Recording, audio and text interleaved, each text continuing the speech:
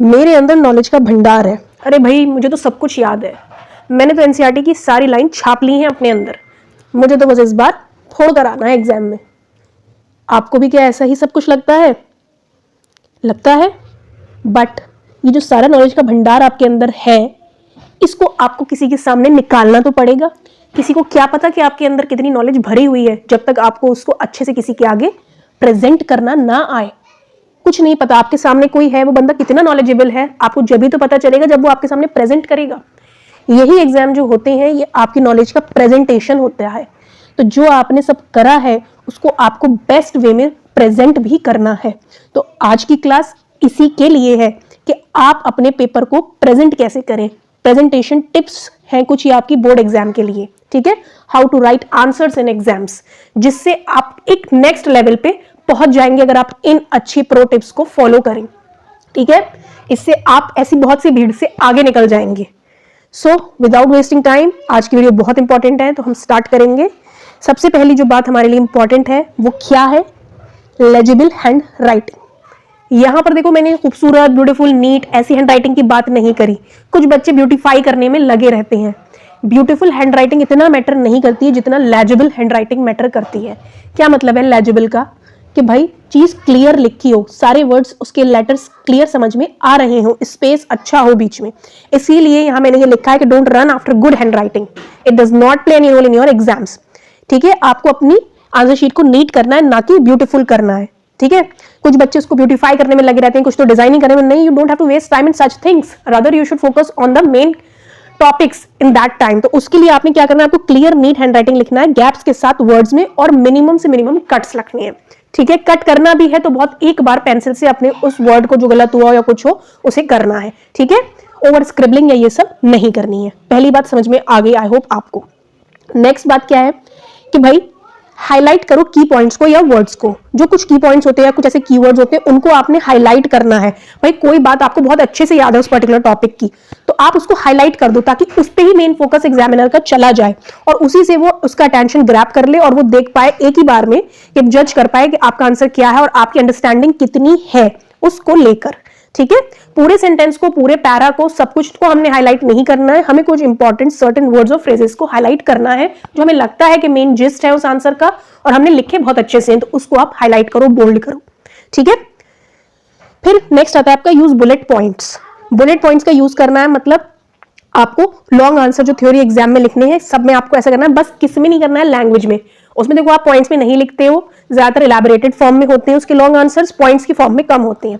उसके अलावा जो और आपके एग्जाम्स पेपर्स हैं आपके, उनमें आप कोशिश करो कि आप पॉइंट्स में लिखो। पॉइंट्स में देखो लिखा हुआ इजीली समझ में आता है। अभी मैंने यही बात लिखी है, इसको मैंने बीच में स्पेस रखी है, अलग अलग उसको कर दिया है 3 पार्ट्स में, तो ये आपको ज्यादा अच्छा दिख रहा है। अभी मैं इसको जोड़ देती अगर, तो आपको भी पढ़ने में प्रॉब्लम होता, कुछ आप थोड़ा ना बोरिंग सा हो जाता है ये।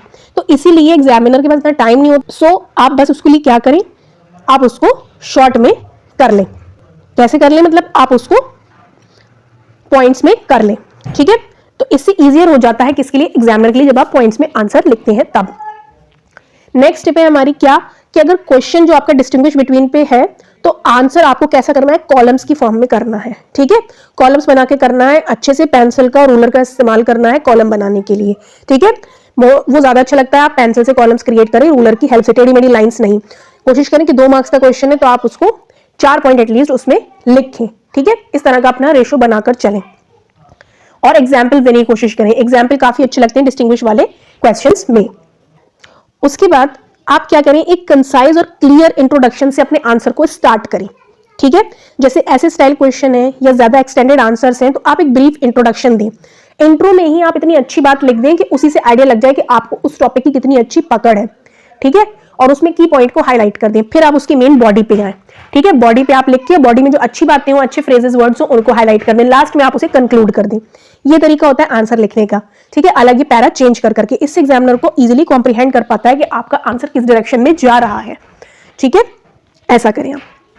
नंबर 6, पिक्टोग्राफ करें अपने कंटेंट को, ठीक है। पिक्टोग्राफ देखो यहाँ पे क्या मतलब है, इसी में सब कुछ इंक्लूड हो गई, सारी बातें मैंने इसमें इंक्लूड कर दी। मतलब पिक्टोग्राफी का मतलब है कि आप फ्लो चार्ट्स, डायग्राम्स, इन सब चीजों का ज्यादा से ज्यादा यूज करें अपने आंसर्स को शो करने के लिए, ठीक है। उससे आप कॉन्सेप्ट को एक्सप्लेन करेंगे, प्रोसेस को, तो वो ज्यादा अच्छा लगता है इसके थ्रू। अप्रोप्रिएट डायग्राम्स, अच्छी लेबलिंग के साथ, उससे एग्जामिनर जो होगा वो आपकी नॉलेज को गेज कर पाएगा और स्किम कर पाएगा आपके आंसर में इजीली। ठीक है, फ्लो चार्ट में शॉर्ट में आप सब कुछ बता दोगे तो वो पूरा आपका बड़ा आंसर पढ़ने से बेटर कि उसे पता चल जाएगा कि इसके थ्रू इसको सब कुछ आता है। ठीक है, तो पिक्टोग्राफ करें अपने कंटेंट को। फिर 7th point, do not use contractions और short forms of the words. ये बात बहुत ध्यान रखनी है क्योंकि आजकल देखो ये वाला जमाना है, सब मल्टीमीडिया वाला, भाई शॉर्टकट्स चल रहे हैं हर चीज में। आप लोग किसी से व्हाट्सएप पे बात करते हो, शॉर्ट में लिखते हो सब कुछ, है ना, हेलो ब्रो, ये वो, मतलब हर चीज की शॉर्ट फॉर्म है, चलो हेलो हो गया। तो ये सब एग्जाम में नहीं चलेंगी शॉर्ट फॉर्म्स, ये उसी के लिए है और इसको उसी के लिए ही रहने दें। आपको अपने पूरा वर्ड जो जैसा होता है वैसे ही लिखना है, बिकॉज को ये नहीं कि आपने शॉर्ट करा और छोड़ दिया, ऐसा नहीं करना है बिल्कुल। Number 8, draw a 2-inch border on the right side of the page of your answer sheet where you can do your rub work। देखो रब वर्क के लिए लास्ट में पेपर मिलता है एक, आप उसमें भी कर सकते हो। और अगर आपको लगता है कि भाई मुझे पूरा पीछे जाना पड़ रहा है तो आप अपनी सहूलियत के लिए राइट साइड पे बॉर्डर बना लें। ठीक है, और उस साइड पे आप अपना रब वर्क करें और वहां मेंशन कर दें रफ स्पेस। ठीक है, तो वो अच्छा लगता है। और हर आंसर के बीच में इनफ स्पेस रखें, इस बात का भी ध्यान रखें। 2-3 लाइंस छोड़ें और अच्छा है कि बीच में एक आंसर खत्म हो तो लाइन ड्रॉ करें। ठीक है, फिर नेक्स्ट आंसर को शुरू करें। तो आप खुद देखना कि आपका कितना अच्छा पेपर लगेगा, आप ये सारी टिप्स अगर फॉलो करोगे। फिर do not forget to write the question number against each answer properly. बहुत से बच्चे होते हैं ना, कभी कभार मान लो कि फर्स्ट सेकंड कर लिया, थर्ड क्वेश्चन नहीं आ रहा है तो भाई नेक्स्ट क्वेश्चन कर लिया, तो आपको ये चाहिए कि आप अच्छे से उसका क्वेश्चन नंबर मेंशन करें। 4 कर रहे हैं तो 4 ही करें, ताकि उसमें भी आपकी मार्क्स लॉस हो सकते हैं अगर आपने गलत क्वेश्चन नंबर पुट कर दिया। तो इस बात का ध्यान रखें। पहली बात तो सीक्वेंस में करने की कोशिश करें, और ये नहीं कि बहुत उल्टा सीधा पहला कर लिया फिर सीधे 5वां कर लिया, ऐसा नहीं करना है। ठीक है, एक प्रॉपर सीक्वेंस में ऑर्डर में करने की कोशिश करें। जो नहीं आ रहा है तो प्रॉपर नंबरिंग जरूर करें आंसर्स की। ठीक है, उसके बाद write each answer with properly spaced words that are neither too close not too far. ठीक है, आंसर्स के बीच में भी स्पेस छोड़नी, लाइंस छोड़नी बताया। और जो आप आंसर लिख रहे हो उनके वर्ड्स के बीच में एक प्रॉपर स्पेस होना चाहिए, ना ही बहुत ज्यादा होना चाहिए ना ही बहुत कम होना चाहिए। ठीक है, कि एकदम क्लियर हो, ऐसी होना चाहिए। यही सारी आपकी इंपॉर्टेंट टिप्स हैं। अगर आप इसको फॉलो करते हो तो कोई भी आपको अच्छे से अच्छे मार्क्स गेन करने से नहीं रोक सकता। ठीक है, सो आप इसे फॉलो करो, ऐसे ही अपने सारे एग्जाम्स में अप्लाई करके आओ। जो भी आपने पढ़ा है, आपको सब कुछ आता है, बहुत अच्छी बात है, बट आप उसको अच्छे से प्रेजेंट भी करो। वही एग्जाम होता है, तभी उसे एग्जाम बोला जाता है कि भाई इम्तिहान है हमारा, अब इम्तिहान की घड़ी है, जो हमने करा है उसे दिखाने की घड़ी है, तो उसे अच्छे से दिखाओ ना। ठीक है, सो आई होप आपको ये पसंद आया हो। चलिए फिर मिलते हैं किसी नेक्स्ट वीडियो में अच्छी सी किसी और वन शॉट के साथ। Till then bye.